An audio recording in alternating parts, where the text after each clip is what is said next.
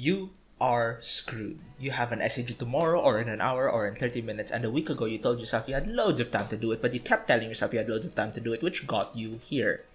Don't worry, don't panic, you're gonna be fine. Here's how to write a mostly decent essay really quickly. Break the writing up into 3 parts: intro, body, and conclusion. Start with the intro, and start the intro with one sentence. Not a paragraph, not a few sentences, one single sentence. Make it weird and confusing and contradictory. If you're writing something on scuba diving, make it: the ocean terrifies me, but I can't get enough of it. If you're writing something on technology, make it: progress seems so very improbable, yet so very inevitable. If you're writing something on a book, use a semi-confusing quote from the book for easy points from whoever is grading you. After that one sentence, you'll want a paragraph sort of related to the single intro sentence, but a paragraph that doesn't answer it. You're saving the answer for the end after all. Instead, expound on the intro sentence. To use the scuba diving example from earlier, you could say something like, it's deep and dark and vast, so of course it terrifies me, but not answer why you can't get enough of it. To end the intro, explain why you want to share it with the reader. Make this personal and private and emotional. You're not writing a formal paper, so don't fall into the trap of writing in this essay unless your teacher explicitly wants something like that from you. Next up is the body. This will be different for each essay, but there's 2 really easy patterns you can follow to get the words flowing from your tired, confused, panicked brain onto your paper or Google Doc or whatever.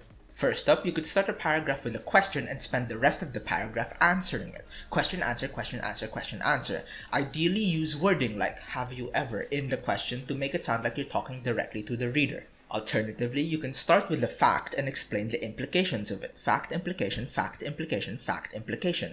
Make the implication something that puts the fact into perspective and easy to visualize, which is especially important for something like statistics, and also something that explains what the fact means, which is especially important for policies or social issues. Using those 2 formulas will get you at least a few easy paragraphs and hopefully somewhere near your required word count.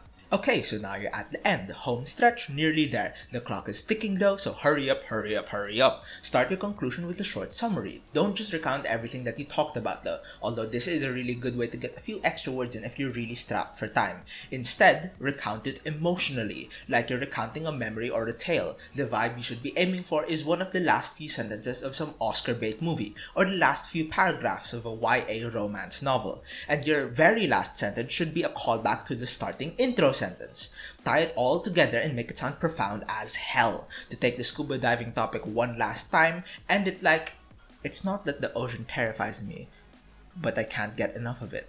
The ocean terrifies me, so I can't get enough of it. Or some other faux intellectual hogswash that will make it sound like you spent 10 contemplative hours on this essay instead of the 10 severely caffeinated minutes you actually spent on it. Now, go write this essay and pass it, and hopefully pass your class. And if your classmates ask you how you still managed to pass something even though you spent the last 3 days disconnecting from Among Us games because you didn't get the imposter role, you can direct them to this video that I made in half a day. Good luck. Hopefully, you're no longer screwed. Also, by the way, subscribe.